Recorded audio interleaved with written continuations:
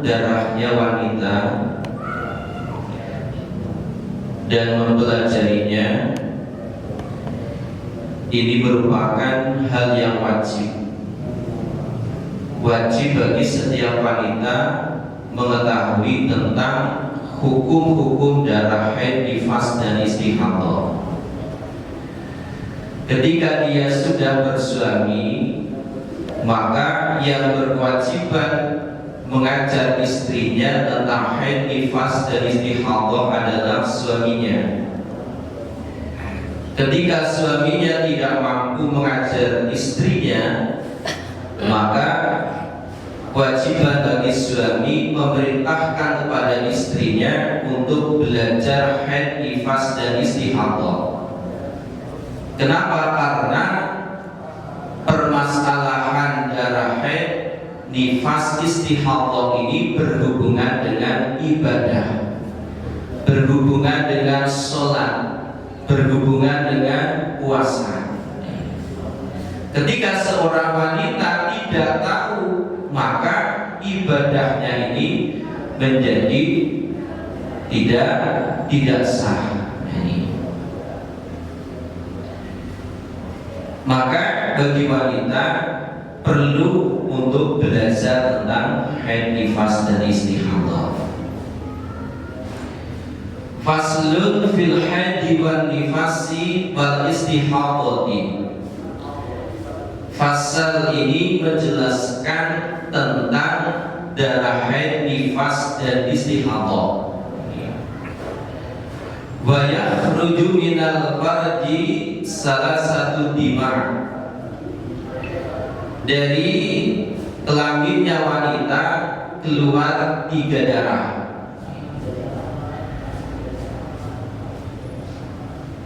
Damil haidi wan nifasi wal istihadah. Pertama adalah darah haid, kedua darah nifas, ketiga adalah darah istihadah. Jadi kalau tidak haid berarti istihadah. Bisa juga darahnya adalah darah nifas. Fal haidu huwa damul khariju fi sinil haidi wa huwa tis'u sinina fa aksara. Yang dikatakan darah haid adalah darah yang keluar di tahunnya haid, yakni 9 tahun ataupun lebih. Min fardil mar'ati ala sabilis sihati la li illatin bal lil jibillati. Yang keluar dari kelaminnya wanita atas jalan sehat, tidak karena sakit, tetapi memang kodrat daripada wanita ini mengeluarkan darah haid. Ketika dia sudah berumur 9 tahun ataupun lebih. Jadi kalau belum 9 tahun ada wanita mengeluarkan darah, maka darah itu bukan darah haid.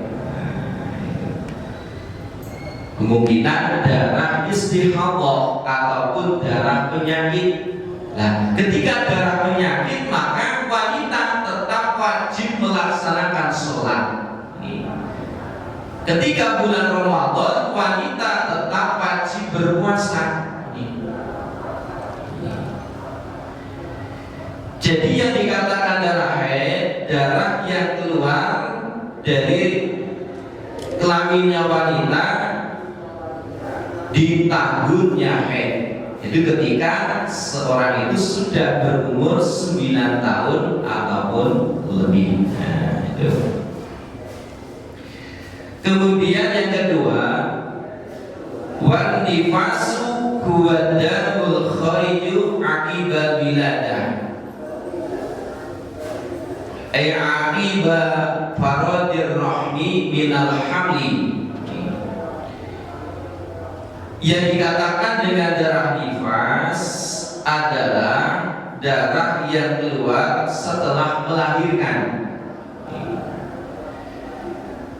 Maksudnya setelah kosongnya rahim dari anak, yang sehingga kalau ada bayi yang kembar baru keluar satu bayinya kemudian mengeluarkan darah, maka itu bukan darah nifas. Kenapa? Karena rahimnya ini masih ada bayinya, masih ada satu bayinya. Dan bisa dikatakan darah nifas yaitu ketika darah itu keluar setelah melahirkan itu tidak melebihi dari 15 hari. Misalnya lahir kemudian 15 hari nggak mengeluarkan darah, setelah itu mengeluarkan darah, nah, maka itu tidak dikatakan nifas. Kenapa? Karena keluarnya itu setelah 15 hari dari kelahiran anak. Kemudian yang ketiga adalah wal istihadhah. Wal istihadhah wa damul khariju bi ghairi ayyamil haid wan nifas. Yang dikatakan darah istihadhah yaitu darah yang keluar di selain hari-harinya haid. Jadi misalnya ada orang haid melebihi 15 hari, nah sisanya itu bukan darah haid lagi, sudah masuk darah istihadhah. Nah, ketika sudah darah istihadhah, maka seorang wanita ini berkewajiban sholat, berkewajiban puasa ketika bulan Ramadan.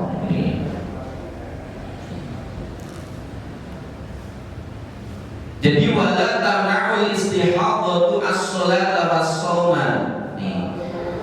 Wanita yang istihadhah, wanita yang mengeluarkan darah istihadhah tidak menghalangi seseorang untuk melakukan sholat, melakukan puasa, bahkan wal wat'a ad-darurah, bahkan tetap boleh untuk berhubungan suami istri. Kenapa? Karena ad-darurah, karena darurat. Makanya dikatakan li'annahu hadatsun daimun, maka wanita yang istihadhah itu dikatakan wanita yang daimul hadas, wanita yang senantiasa hadas. Ini karena mengeluarkan darah terus menerus. Ini maka ketika mau sholat fatahsilul mustahadhatu farjaha, pertama ketika mau wudu dibersihkan, bersihkan alat kelaminnya. Kemudian fatah syauhu binahwi kutnatin, kemudian disumbat, disumbat dengan sesamanya kapuk, kapas, dengan kapas, disumbat dengan kapas. Fatu'asibuhu, kemudian dibalut. Nah, sekarang kan ada pembalut, kemudian dibalut. Setelah itu fatawaddu ba'da dukhuli waqtis shalah, kemudian langsung wudu. Jangan setelah dibalut masak dulu, jangan, tapi langsung wudu. Kenapa? Karena darah itu terus menerus mengalir, jangan sampai nanti darah itu keluar banyak. Jadi langsung wudu ketika sudah masuk waktunya sholat. Setelah itu langsung melakukan sholat. Wa ba'da ma dzukira tubadiru bis sholat. Taqlilan lil hadas. Setelah itu langsung segera melakukan sholat ini. Kenapa? Karena untuk menyedikitkan hadasnya ini. Karena hadasnya ini senantiasa mengalir, darahnya itu keluar terus ini. Misalnya asal sudah melakukan hal seperti itu, nanti ketika masuk waktunya maghrib pun seperti itu, dibersihkan, disumbat, kemudian dibalut, langsung wudhu, langsung sholat. Jadi satu wudhu untuk satu waktu.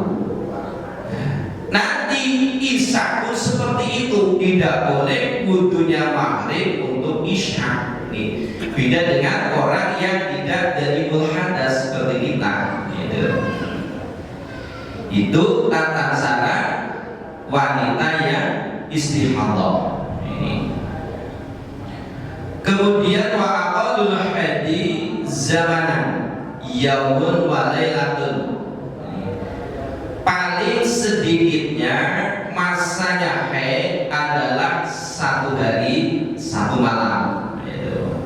Maksudnya 24 jam.